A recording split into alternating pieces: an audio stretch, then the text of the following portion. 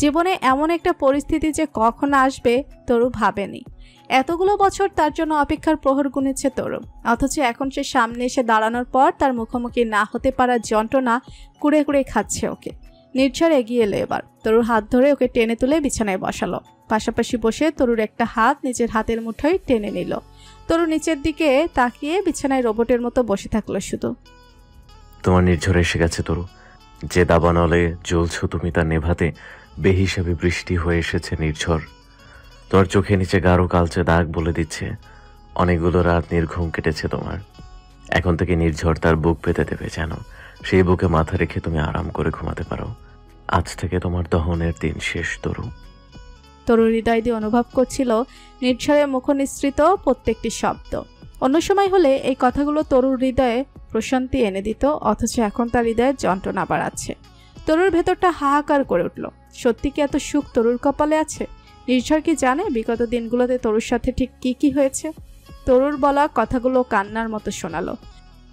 তোমার সহধর্মিণী হওয়ার যোগ্যতা আমি হারিয়ে ফেলেছি নির্ঝর। তুমি জানো না আমার সাথে। আমি সব জানি তরু, আর সব জেনে শুনেই বলছি তুমি আগে যেমন আমার যোগ্য ছিলে এখনো ঠিক তেমনই আছো। সব জানো তুমি?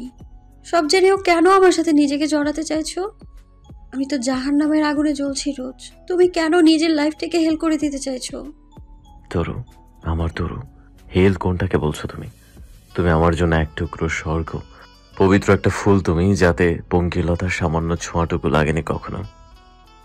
আমি পবিত্র? তাহলে আমার নিজেকে এত অছুত কেন লাগে?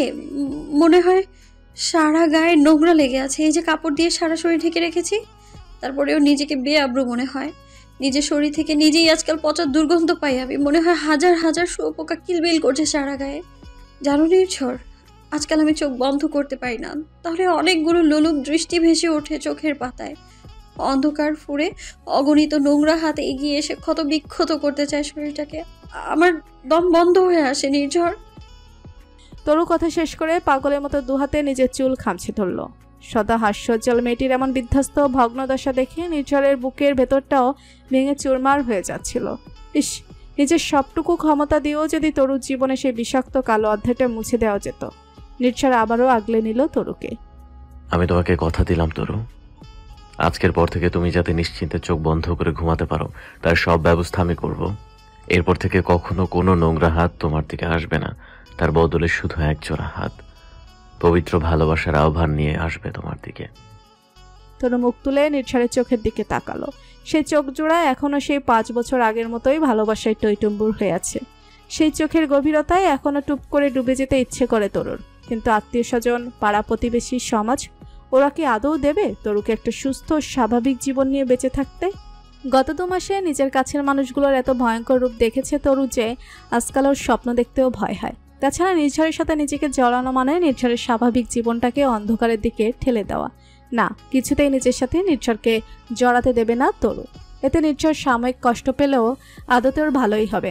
একটা নিষ্কলঙ্ক সুন্দর মেয়েকে বিয়ে করে সুস্থ স্বাভাবিক জীবন কাটাতে পারবে। নির্ঝরের পাশে অন্য কোনো মেয়েকে কল্পনা করতেও তরুর দম বন্ধ হয়ে আসলো, কিন্তু তবুও নিজের সিদ্ধান্তে অটল থাকলো।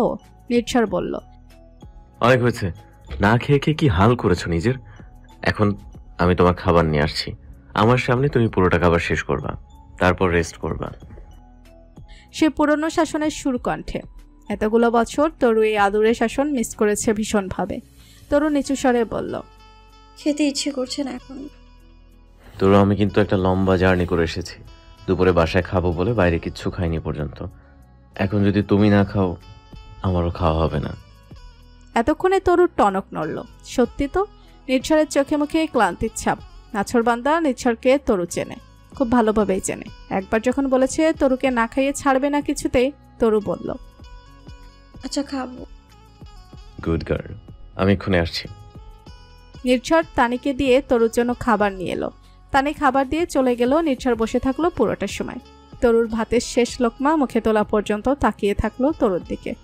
তারপর তরুর মাথায় হাত বুলিয়ে দিয়ে বলল, এবার ঘুমিয়ে পড়ো তরু। তরু আবারও নির্ঝরের কথা মেনে নিল এবং সত্যি কিছুক্ষণের মধ্যে হারিয়ে গেল ঘুমের দেশে। সেবার তরুর জন্মদিনে বিশাল আয়োজন করা হলো। ওর বয়স তখন 3। অফ হোয়াইট ফ্রক পরে ছোট্ট পা ফেলে তরু যখন অতিথিদের মধ্যে হেঁটে বেড়াচ্ছিল তখন সবাই মুগ্ধ চোখে দেখছিল মিষ্টি আদরে বাচ্চাটাকে। 8 বছর বয়সী নির্ঝর সেই জন্মদিনের প্রোগ্রামে সবার সামনে জানিয়েছিল সে বড় হয়ে তরুকে বিয়ে করবে। সবার মধ্যে এক দফা হাসির রোল বয়ে গেল সেদিন নির্ঝরের কথা শুনে। ব্যাস সেই থেকেই শুরু। তরুর বাবা ইয়াসির রহমান ছিলেন প্রচণ্ড রসিক মানুষ। সেদিনের পর থেকে নির্ঝরের মুখোমুখি হলেই একগাল হেসে বলতেন, আমার জামাই বাবাজি কেমন আছে? 8 বছরের একটা বাচ্চা ছেলে, বিয়ের মানে ততটা ভালোভাবে না বুঝলেও বড় হওয়ার সাথে সাথে ম্যাচিউরিটি বাড়তে লাগলো নির্ঝরের। একসময় লজ্জা লাগতে শুরু করলো ফুফার মুখে জামাই ডাক শুনে। ইয়াসির রহমান অবশ্য উপভোগ করতেন ব্যাপারটা। নির্ঝর তরুদের বাসায় গেলে তিনি শুরু করে দিতেন, কই গেল তরুর মা? জামাই এসেছে, আজকে জম্পেশ একটা খাওয়ার আয়োজন করো দেখি। এই তরু, কই গেলি? জামাইয়ের জন্য শরবত নিয়ে আয়। নির্ঝর লজ্জাবনত মুখে বসে থাকে তখন। তবে সেই তরুর জন্মদিনের সন্ধ্যা থেকে যে ভালো লাগার বীজ নিজের অজান্তেই বপন করেছিল হৃদয়ে, সময়ের সাথে সাথে তা ক্রমশ ডালপালা ছড়িয়ে ভালোবাসায় রূপ নিচ্ছিল। তরুর দিক থেকেও অনুভূতি ছিল একই রকম। নির্ঝরের আর চোখে তাকানোতেই কোথা থেকে যে লজ্জারা এসে চাপড়ে ধরত তরুকে, সেটাও নিজে জানে না। না, আর 5টা সম্পর্ক যেভাবে গড়ে ওঠে সেরকম কোনো ভালোবাসার সম্পর্ক ছিল না নির্ঝর আর তরুর মধ্যে। রোমান্টিকতায় মাখামাখি কোনো কথোপকথনও ছিল না। প্রত্যেকবার দেখা হলে দুজনের মধ্যে কনভারসেশন ছিল প্রায় একই রকম। কি অবস্থা তরু, কেমন আছো? ভালো আছি, আপনি কেমন আছেন? আলহামদুলিল্লাহ। পড়াশোনা কেমন চলছে? ভালো। আর বাকি সব খাওয়া দাওয়া ঘুম ঠিকঠাক হয় তো? হ্যাঁ হয়। হঠাৎ এই প্রশ্ন? না, শুকিয়ে গেছে কিছুটা, তাই মনে হলো দিনরাত কারো কথা ভেবে ভেবে হয়তো খাওয়া ঘুম হচ্ছে না ঠিক মতো। কথাগুলো বলতে বলতে দুষ্টু হাসি ফুটে থাকতো নির্ঝরের মুখে। তরু তখন লজ্জায় হাঁসফাঁস করত। সে কি, লজ্জা পাচ্ছ নাকি? তার মানে আমার অনুমানই ঠিক। তাকে এসে যার কথা ভেবে শুকিয়ে আঙুর থেকে একেবারে কিশমিশ হয়ে যাচ্ছ। শুনলাম তোমার বাবা নাকি কাকে একটা মেয়ে জামাই বলে ডাকে, সেই নাকি? লজ্জায় নির্ঝরের সামনে আর দাঁড়ানোর জো থাকতো না তরুর। এক ভো দৌড়ে নিজের ঘরে গিয়ে দরজা দিত। নির্ঝর পেছন থেকে শব্দ করে হেসে উঠত। মাঝে মাঝে তরুর মা মানে ফুফু এসে কান টেনে ধরত। বাদর ছেলে, আমার শান্তশিষ্ট মেয়েটার সাথে সবসময় খালি ফাজলামো। নির্ঝর তখন ভারিক্কি স্বরে বলতো, দাও যত পারো কান বলা দাও, বিয়ের পরে এই সবকিছু শোধ তুলবো তোমার মেয়ের উপর। ফুফু হেসে ফেলতেন। নির্ঝর তার কাজ চালিয়ে যেত। দেখা হলেও নানান কথা বলে লজ্জায় ফেলত তরুকে। সেবার নানা বাড়িতে দাওয়াত পড়ল নির্ঝরদের। আসগর খানের একটা মাত্র বোন তরুর মা। তরুদের দাওয়াত করা হলো সেদিন। তরু তখন ক্লাস 10-এ পড়ে। সেবার প্রথম ওকে শাড়িতে দেখল নির্ঝর।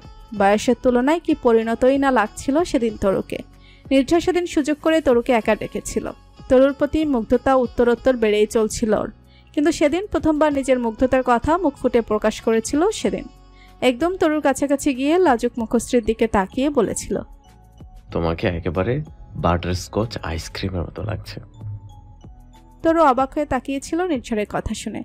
সৌন্দর্য বর্ণনার জন্য চাঁদ তারা ফুলের মতো এত সুন্দর সুন্দর উপমা থাকতে শেষ পর্যন্ত কি না বাটারস্কচ আইসক্রিম? মনে জাগা প্রশ্নটার উত্তরও সেদিনও পেয়ে গিয়েছিল তরু। খাওয়ার টেবিলে বসে নির্ঝর নানাকে বলল, নানা যান, কাউকে পাঠিয়ে বাজার থেকে আমার জন্য বাটারস্কচ আইসক্রিম আনিয়ে দিন। সে না হয় দিলাম, তা হঠাৎ তোমার আইসক্রিম খেতে ইচ্ছে হলো যে? কারণ বাটারস্কচ আইসক্রিম আমার সবচেয়ে প্রিয়, দেখলেই শুধু খেতে ইচ্ছে করে। সারা রাস্তায় দেখতে দেখতে এসেছি, এখন না খেতে পেলে মরেই যাব। নির্ঝরের কথা শুনে তরু খাওয়ার মধ্যেই বেসন খেল। সবাই ব্যস্ত হয়ে পড়ল তরুকে নিয়ে। কিছুক্ষণ পর স্বাভাবিক হলেও খাওয়ার সময়টুকুতে তরু একবারের জন্যও আর চোখ তুলে তাকালো না কারো দিকে। তবে নির্ঝর দেখতে থাকলো লজ্জায় চুপসে যাওয়া মুখটা। বছর পার হতে লাগলো। একসময় অবশেষে এলো সেই দিন। বিবিএ কমপ্লিট করার পরে পোস্ট গ্রাজুয়েশনের জন্য দেশের বাইরে বেশ ভালো একটা সুযোগ পেল নির্ঝর। নির্ঝরের ফ্লাইটের টিকিট কনফার্ম করে সেদিনই ছেলেকে নিয়ে বোনের বাসায় উপস্থিত হলেন আসগর খান। ইয়াসির রহমানের কাছে প্রস্তাব রাখলেন, ইয়াসির, তুমি আমার ছেলেটাকে ইয়ার্কির ছলে হলেও জামাই বলে ডাকো। তোমার এই ঠাট্টাটাকে আমি বাস্তবে রূপ দিতে চাই। তরুকে আমায় দেবে? ইয়াসির রহমান সহজভাবে বললেন তার কথাগুলো। ভাইয়া, নির্ঝরের বিদেশে যাওয়ার কথা শুনে ঠিক এই প্রস্তাবটাই আমি আপনার কাছে রাখতে চেয়েছিলাম, কিন্তু মেয়ের বাবা হয়ে সেদে যেন কেমন একটা লাগছিল। আপনি তো সবই জানেন, নিজের মায়ের পেটের ভাই বোনেরাও আজকাল শত্রুতা করছে। আল্লাহ না করুক আমার কিছু হয়ে গেলে তরু আর ওর মায়ের জীবনটাও দুর্বিষহ করে তুলবে ওরা। আমি জানি তরুর জন্য পৃথিবীতে সবচেয়ে নিরাপদ যদি কোনো জায়গা থাকে সেটা হলো আপনার বাড়ি। আপনার বাড়ির বউ আপনি যখন ইচ্ছে নিয়ে যাবেন। তুমি আমাকে খুব নিশ্চিন্ত করলে ইয়াসির। এখন তাহলে কথাটা পাকা হয়ে থাকলো। তরুর তো 18 হয়নি, এদিকে নির্ঝরেরও সময় প্রয়োজন পড়াশোনার পাট চুকিয়ে চাকরি বাকরি করতে। নির্ঝর বিদেশ থেকে ফিরুক, তাহলে তারপর না হয় বিয়ের কাজটা সেরে ফেলা যাবে। সেদিন তরুদের বাসা থেকে বের হয়ে কৃতজ্ঞতায় বাবার হাত ধরে প্রায় কেঁদে ফেলেছিল নির্ঝর। তারপর দেখতে দেখতে বিদায়ের দিনও ঘনিয়ে এলো। দেশ ছাড়া 2 দিন আগে হুট করে একদিন তরুদের বাড়িতে হাজির হলো নির্ঝর। ফুফুর হাত ধরে বলল, তোমার মেয়ের সাথে কিছুক্ষণ কথা বলতে চাই, অনুমতি দিবা প্লিজ? ফুফু কয়েক সেকেন্ড নির্ঝরের চোখের দিকে তাকিয়ে থেকে জোরে ডেকে উঠেছিলেন তরুকে। তরু, নির্জনকে নিয়ে একবার ছাদে যা তো। সেদিন নির্ঝরের মুখোমুখি দাঁড়িয়ে তরুর নাক টেনে টেনে কাঁদছিল। সেই কান্না দেখে কেন জানি নির্ঝরের একটুও খারাপ লাগলো না, বরং তরুও যে ওর মায়ে গভীরভাবে জড়িয়ে গেছে সেটা ভেবে নির্ঝরের তনুমন পুলকিত হয়েছিল। সেদিন তরুর হাত দুটো নিজের হাতের মধ্যে আগলে নিয়ে নির্ঝর একটা অনুরোধ করেছিল। তরু, আজ থেকে ভাইয়া বলে না ডেকে আমাকে নির্ঝর বলে ডাকবা, ঠিক আছে? প্লিজ চলে যাওয়ার আগে আমার এই অনুরোধটুকু রাখো। তরু মিনমিন করে বলেছিল, কিন্তু কেউ শুনলে কি ভাববে? কারো সামনে রাখতে হবে না, শুধু যখন একা থাকবে তখনই দেখো না হয়। আমি কল করব রোজ তোমার মুখ থেকে নিজের নাম শুনতে। নির্ঝর দেশ ছেড়ে চলে যাওয়ার 4 মাসের মাথায় তার কাছে খবর গেল ফুফা এবং ফুফু রোড অ্যাক্সিডেন্ট করেছে, দুজনেই স্পট ডেড। নির্ঝরের বিশ্বাস করতে কষ্ট হলো খবরটা। আগের দিন রাতেও ফুফা ফোন করেছিলেন। সেই হাসি খুশি কণ্ঠস্বর নির্ঝরের কানে বাজছিল অনবরত। একদিনের ব্যবধানে একটা মানুষ পৃথিবী ছেড়ে চলে গেছে, সেটা কিছুতেই বিশ্বাস হতে চাইছিল না। এরপর থেকে তরুর কাছে ফোন করলে শুধু কাঁদত। সেই 7 সমুদ্র 13 নদীর ওপার থেকে শুধু সান্ত্বনা দেওয়া ছাড়া আর কিছুই করতে পারতো না নির্ঝর। পড়াশোনার পাট চুকিয়ে ওখানে একটা জব জয়েন করলো নির্ঝর। ওর মাথায় তখন চিন্তা, যত তাড়াতাড়ি সম্ভব এস্টাবলিশড হয়ে তরুকে বিয়ে করতে হবে। কাজের চাপে তরুর সাথে যোগাযোগও কিছুটা কমে এসেছিল। তরুর বাবা মা মারা যাওয়ার পর নির্ঝর এবং আসগর খান দুজনেই চেয়েছিলেন তরু যাতে মামার বাসায় শিফট করে, কিন্তু ওকে কিছুতেই রাজি করানো যায়নি। লাভলি বেগম শুরু থেকেই তেমন পছন্দ ছিল না তরুকে, সেটা তরু বুঝত। এমনকি নির্ঝরের সাথে তরুর বিয়ের সিদ্ধান্তেও খুব একটা খুশি ছিলেন না তিনি। মন থেকে না চাইলেও আসগর খানের জেদের কাছে হার মানতে হয়েছিল তাকে। সবচেয়ে বড় কথা, নির্ঝর নিজেই যেখানে তরুকে পছন্দ করে সেখানে তার গায়ে গুই যে ধোপে টিকবে না সেটাও বুঝেছিলেন লাভলি বেগম। সর্বোপরি তরু সবকিছু বিবেচনা করে আসগর খানের বাড়িতে শিফট হওয়ার প্রস্তাব নাকচ করেছিল। বিয়ের আগে সেখানে উঠলে মামি যে সেটা খুব একটা ভালোভাবে নেবেন না সেটা বুঝেছিল তরু। আসগর খানও আর জোর করেননি। বাবা মা ছাড়া একটা মেয়ের একা একা বাড়িতে থাকাটাও সেফ নয়, তাই নিজে দায়িত্ব নিয়ে একটা মহিলা হোস্টেলে উঠিয়ে দিয়েছিলেন তরুকে। তারপর তরুর 5টা বছর কেটেছে সেখানেই। ফাইন্যান্সিয়াল দিক থেকে ক্রাইসিস তরুর কখনোই ছিল না।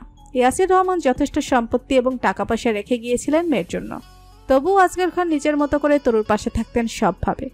নির্ঝরও ফোনের ওপাশ থেকে যতটুকু সম্ভব তরুকে ভরসা দেওয়ার সর্বোচ্চ চেষ্টা করত। দেখতে দেখতে তরুর গ্র্যাজুয়েশন হয়ে গেল। সবকিছু ঠিকঠাক থাকলে বছরের শেষের দিকে দেশে ফিরেই তরু আর নির্ঝরের বিয়ে হওয়ার কথা ছিল, কিন্তু তার আগে সব ওলটপালট হয়ে গেল। গত 2 মাস আগে সেই অন্ধকার দিনটা যেদিন তরুর জীবনে এলো, সেদিন সকালে নির্ঝরের কথা হয়েছিল ওর সাথে, সেই শেষ। তারপর 1000বার ট্রাই করেও তরুর সাথে যোগাযোগ করা যায়নি। একদিন পরে নির্ঝরের নানাবাড়ির দিকের এক কাজিন সর্বপ্রথম তরুর ছবিটা পাঠালো নির্ঝরের ইনবক্সে। সম্পূর্ণ নগ্ন অচেতন তরু চোখ বন্ধ করে পড়ে আছে বিছানায়। নির্ঝরের মাথাটা ঝিমঝিম করে উঠল ছবিটা দেখে। সেই কাজিন জানালো তরুর ছবিটা নাকি ভাইরাল হয়ে গেছে সবখানে। নির্ঝর পাগলের মতো ট্রাই করতে থাকলো তরুর ফোনে, কিন্তু সেটা সুইচ অফ বলে যাচ্ছিল বারবার। শেষে আসগর খানের কাছে ফোন করলো। নিজের শক্ত মনের বাবা, যাকে কঠিনতম পরিস্থিতিতেও কখনো সামান্য নরম হতে দেখেনি, সেও শব্দ করে কাঁদলো ছেলের সাথে। নির্ঝর নিজের মাথা ঠান্ডা রেখে প্রশ্ন করলো বাবাকে, বিস্তারিত জানতে চাইল। আসগর খান কিছুই বললেন না, তার বদলে তানের কাছে ফোন ধরিয়ে দিলেন। তানের থেকেই জানা গেল সব। তরুর ডিপার্টমেন্টের সেকেন্ড গার্ল আশা, ভার্সিটিতে তরুর সবচেয়ে কাছের বান্ধবী। ফার্স্ট ইয়ার থেকেই তরু ওর ডিপার্টমেন্টে ফার্স্ট পজিশনে ছিল। সেকেন্ড ইয়ারের শুরুতে আশা মানে সেকেন্ড যে হয়েছিল, সে সেধে এসে বন্ধুত্ব করলো ওর সাথে। তরু সরল মনে ওর প্রত্যেকটা নোট শেয়ার করতো আশার সাথে, কিন্তু ফাইনাল ইয়ারে গিয়েও যখন তরুই ফার্স্ট হলো তখন তরুর সাথে ঝামেলাটা শুরু করেছিল আশা। তরু নাকি ইচ্ছে করে ওকে উল্টাপাল্টা নোট দিয়েছিল,